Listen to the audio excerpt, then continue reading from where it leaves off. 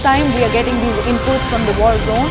The United Nations General Assembly has voted overwhelmingly in favor of a resolution calling for an immediate humanitarian truce between Israel and the Palestinian armed group Hamas. Now, the 193-member body has passed the resolution, and this resolution was drafted by a group of 22 Arab countries by a margin of 120 to 14 votes, with 45 countries abstaining from giving a vote also. Now, the United States and Israel have voted a no.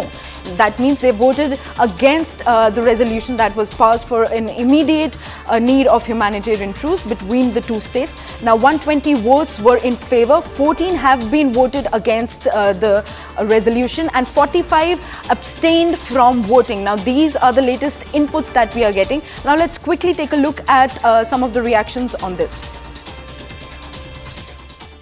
Terrorism is a malignancy and knows no borders, nationality or race. India is deeply concerned at the deteriorating security situation and astounding loss of civilian lives in the ongoing conflict. The escalation of hostilities in the region will only exacerbate the humanitarian crisis. It is necessary for all parties to display the utmost responsibility.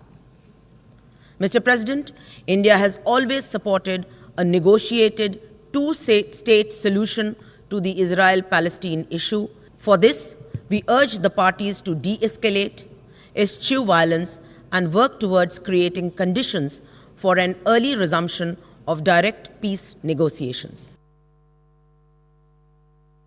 This organization was founded in the wake of the Holocaust for the purpose of preventing atrocities. Yet, the spectacle we just saw proves beyond a doubt that the UN is committed, sadly, tragically, not to preventing but ensuring further atrocities. And communities have been exterminated by genocidal Hamas jihadists whose sole goal is to annihilate the Jewish state. And we will not sit idly by to let them rearm and commit such atrocities again. The only way to ensure this is the eradication of Hamas's terror capabilities. Yet this resolution does not even name Hamas. It is the duty of this body to call out murderous terrorists by name, not hide them behind empty words. The result of the vote is as follows. In favor, 120. Against, 14. Abstentions, 45. Draft Resolution A ES 10 L25 is adopted.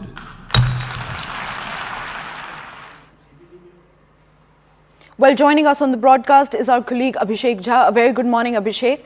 While the world's opinions remains divided on this entire war issue, with this voting for a resolution at UN General Assembly come, do we really see a relief to the broadening regional conflict in the Middle East? Not really, because we could see that the voting pattern was clearly very divided. 45 countries had abstained, including India, on this entire voting pattern. But though about 120 countries voted in favor of it, so it was adopted. The discussion will continue to go on. It will happen on Tuesday. But whatever happens at United Nations General Assembly, will it reflect also at the ground at Israel-Hamas conflict? That remains to be seen, because Israel clearly was in a very defiant mood at the United Nations General Assembly also, where one of the representatives also said that UN doesn't have a credibility or a relevance of worth even 1 ounce. So we have also seen the Israeli government not allowing UN representatives to enter Israel or giving them visa, because they think they were outraged after United Nations Secretary General's comment that whatever happened in Israel on 7th of October didn't happen in vacuum. So the situation between Israel and United Nations has been very sour in the last few days. Right. And what will happen in United Nations? Will it also reflect on the ground? That is a big question. Meanwhile, what we have seen has been the kind of crisis that is emerging in Middle East, with a lot of army deploying from the Western countries, USA also preparing for any eventuality. And, last night also, it was a major skirmish that happened in the Gaza between Israel and Hamas. Right. Thank you so much, Abhishek, for all those inputs. We'll keep coming back to this story as the day progresses. Clearly, there seems to be no end to the war, especially after the UN General Assembly meet and the voting that happened. Now, moving our focus to